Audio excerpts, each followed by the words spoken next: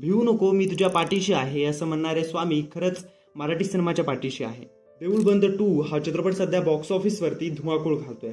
देऊळ बंद 2 या चित्रपटाने पहिल्या दिवशी 2.45, दुसऱ्या दिवशी 2.55, तिसऱ्या दिवशी 4.85, चौथ्या दिवशी 5.90 आणि पाचव्या दिवशी 3.40 आणि सहाव्या दिवशी म्हणजे सध्या जेव्हा मी हा व्हिडिओ रेकॉर्ड करतोय तेव्हा 1 करोडच्या वरती कलेक्शन झालंय. म्हणजे एकूण आकडा 20 कोटीच्या वरती गेलाय. सिनेमाच्या सुरुवातीला एक स्त्री खचलेली, थकलेली आणि देवावरनं तिचा विश्वास उडून गेलेला असतो. ती नदीकाठी उभी असते आणि तिचा आवाज गगनाला भिडेल असा. ती श्री स्वामी समर्थांना हाक मारते, पण प्रेमाने नाही तर रागाने.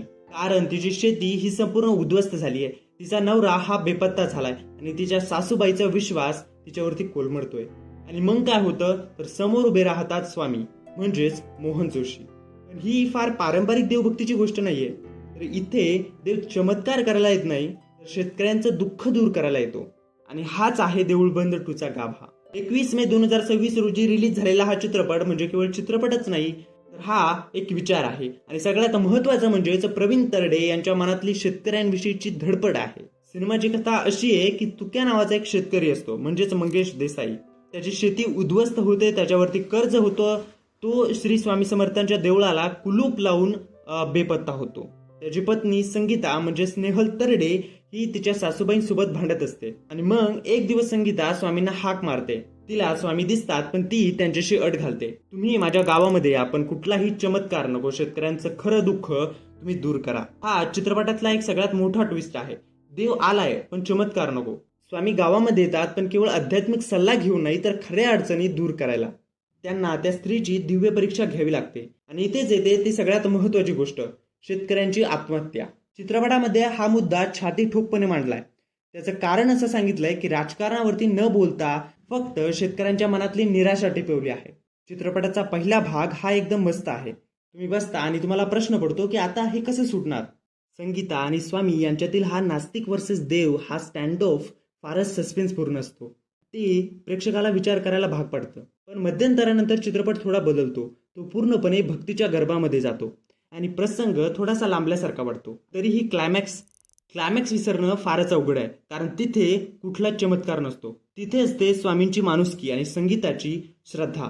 तो क्षण म्हणजेच प्रवीण तरडे यांनी साधवलेला एक डाव. श्रद्धा आणि विज्ञान एकमेकांच्या विरोधात नाहीये तर ते एकमेकांना पूरक आहे हे सांगताना चित्रपट अगदी खुबीने थांबतो. या चित्रपटातली स्नेहल तरडे यांची भूमिका म्हणजेच जीव लावून केलेली कसरत. संगीता बनते, तिच्या डोळ्यामध्ये राग आहे, तोंडामध्ये कडवटपणा आहे, पण ती हळूहळू द्रवते.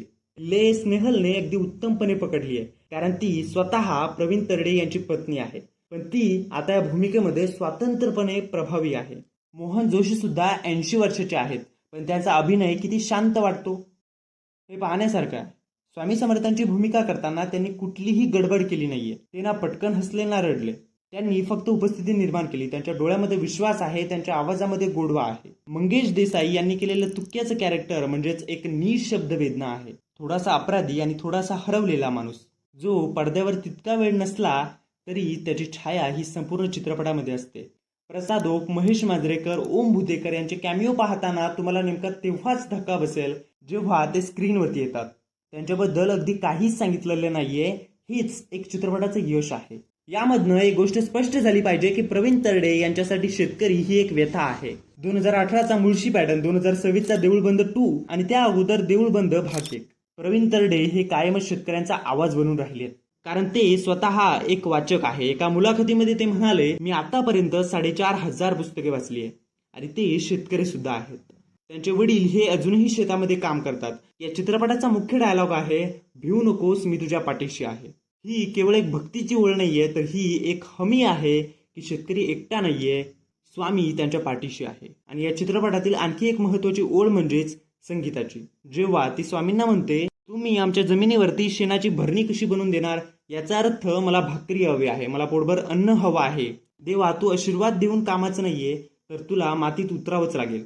हीच तरडे यांची ओळख आहे. चमत्कार दाखवण्यापेक्षा श्रमाचे महत्व उठवून दाखवणं. हा चित्रपट शेतकऱ्यांच्या मनातील शून्यता भरून काढत नाही तर तो एक प्रश्न करतोय की आपण शेतकऱ्यांपासून दूर का गेलोय.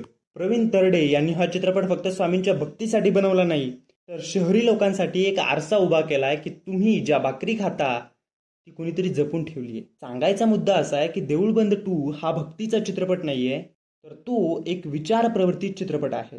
क्लायमॅक्स लांबवलंय, पुढचा भाग उतरतोय, पण पहिला भाग हा मात्र लक्षात राहील आणि म्हणूनच प्रेक्षक या चित्रपटाला उचलून धरतायत. तुम्ही हा चित्रपट बघितलाय का? तुम्हाला यातील कोणता डायलॉग सगळ्यात जास्त आवडला? आणि कमेंट्समध्ये सांगा. व्हिडिओ शेवटपर्यंत बघितल्याबद्दल धन्यवाद. आपल्या मराठी सिनेमाच्या अशाच कहाण्या आपण सांगत असतो. त्यासाठी सबस्क्राईब करायला विसरू नका आणि बेल आयकॉन दाबायला सुद्धा विसरू नका. भेटूया लवकर.